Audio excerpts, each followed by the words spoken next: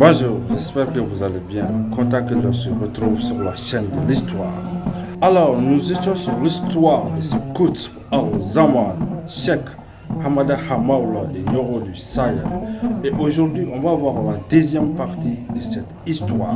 Alors, apprêtez-vous, c'est parti.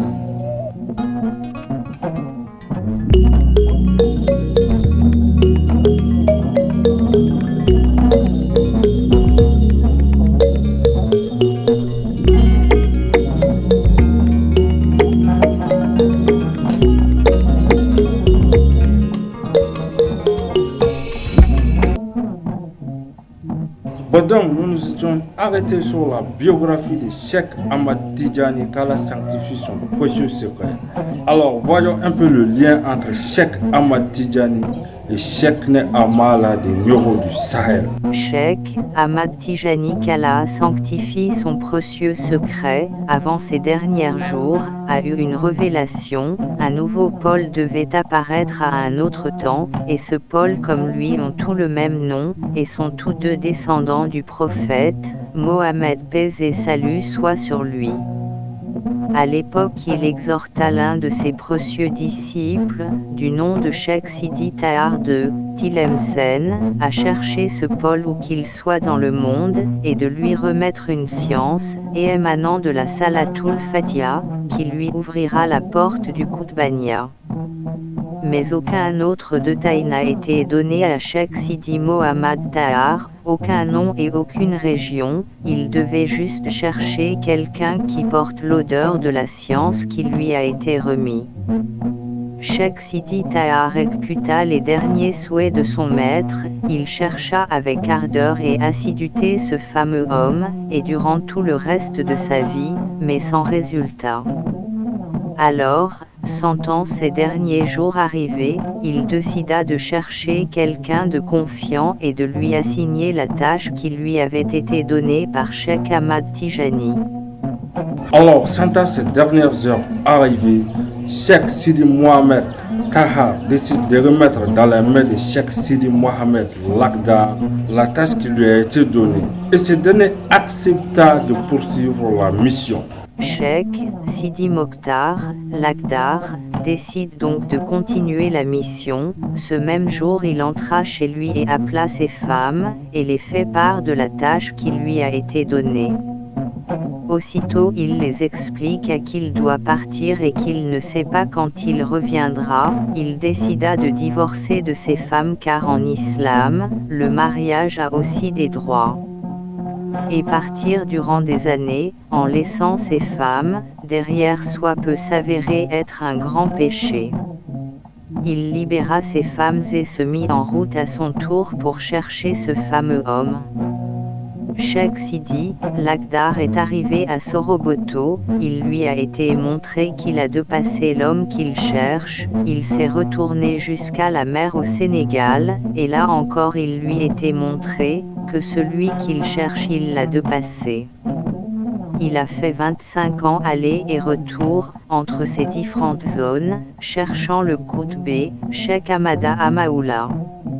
Donc, c'est au bout de 25 ans de recherche que Dieu décida d'illuminer la voie de Cheikh Sidi Mohamed Lagdar et de lui montrer enfin la région où se trouve l'homme qu'il cherche depuis tant d'années. Cheikh Sidi Mohamed est allé vers un village, du nom de Khan, vers l'ouest. À cet endroit, alors qu'il dirigeait une prière, il vit en songe la forêt sahélienne de Nioro du Sahel, et aussi une voix qui disait que celui que tu cherches pendant ces 25 ans de recherche se trouve dans cette zone. Et juste après le salam, Cheikh Sidi Lagdar disa, Allah Akbar, 25 ans que je sillonne tous ces endroits mais pourtant aucune trace du Qutb dans mes recherches.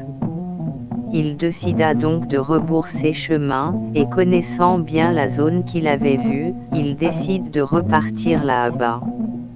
Sur le chemin, il s'arrêta dans un village entre le Mali et la Mauritanie du nom de Kaïrou. À cette époque, il y avait un grand et saint homme dans cet village et il était appelé le cheikh de Kaïrou. Donc de passage dans ce village, Cheikh Sidi Mohammad Lakhdar est allé rendre visite à ce cheikh de Caïrou. Et lors de son visite chez ce cheikh, il trouva un problème qui peinait à être résolu. La femme du cheikh de Caïrou avait perdu son loban, pierre précieuse, et ils ont fouillé toute la demeure, et essayé toute solution, pour retrouver le loban, mais sans trace de la pierre précieuse. Alors, Cheikh Sidi Mohamed Lakhdar décide de rendre une petite visite au cheikh de Caïrou. Mais ils allaient trouver le cheikh très pensif. Et soudain, il fait savoir au cheikh de Caïrou que ce qu'il veut savoir, c'est pas en pensant de la sorte qu'il trouvera la solution. Le cheikh de Caïrou, surpris, demanda s'il connaissait les motifs de ses pensées. Alors le cheikh Sidi Mohamed Lakhdar répondit que oui et expliqua clairement les motifs des pensées du cheikh de Caïrou. Mais aussi il dévoila exactement l'endroit où se cache le loban de sa femme.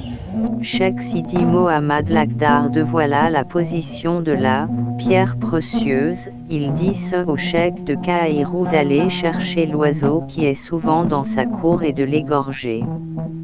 Une fois fait, il trouvera dans le gressier de cet dernier la pierre précieuse tant recherchée.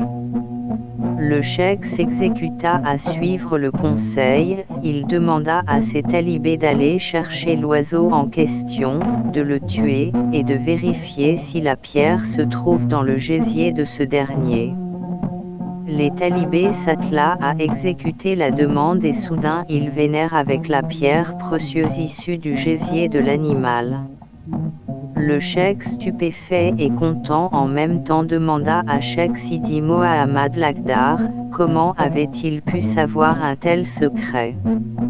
Ce dernier répondit que c'est Allahou qui lui avait montré depuis son entrée dans le village. Et aussi ajouta qu'il a vu qu'il devait être la solution à ce problème, pour des raisons qu'il ignore encore. Alors, juste au même moment, il se trouve que le cheikh de Caïrou aussi a eu une révélation, mais cette fois-ci très précise sur l'homme que cherche Cheikh Sidi Mohamed Lakhdar depuis plus de 25 ans. Le cheikh de Caïrou dit à Mohammad Sidi Lakhdar qu'il a divorcé de sa femme et qu'il cherche depuis plus de 25 ans un homme pour lui remettre un dû, et ajouta que Dieu avait montré à Cheikh Sidi Mohammad Lakhdar que son heure était proche, mais qu'il avait peur de mourir sans retrouver l'homme de sa mission. Toujours le cheikh de Caïrou, il ajouta, Mohamed Sidi Lakhdar, l'homme que tu cherches depuis tant d'années, Dieu a fait que moi aussi, je connais cet homme et je peux te guider vers lui. Alors, c'est vraiment extraordinaire. L'un connaissait le secret de la pierre précieuse perdue et l'autre connaissait le secret de l'homme tant recherché pendant 25 longues années. Et parce qu'ils se sont aidés mutuellement et tout le monde en sort gagnant. Le cheikh de Caïrou révéla donc la position du Koutbé à Mohammad Sidi Lakhdar, mais juste avant le cheikh de Caïrou prit le wird Tijania à Mohammad Sidi Lakhdar.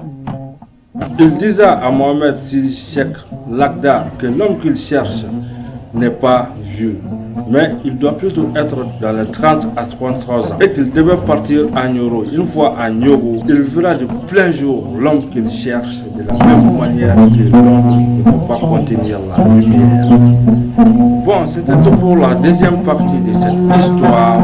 Et donc pour la suite, nous allons voir la rencontre de Cheikh Sidi Mohamed Lakhdar et de Cheikh Hamala de Nioro du Sahel, mais aussi les tensions qui régnaient entre les différents chefs religieux à Nioro à cette époque-là.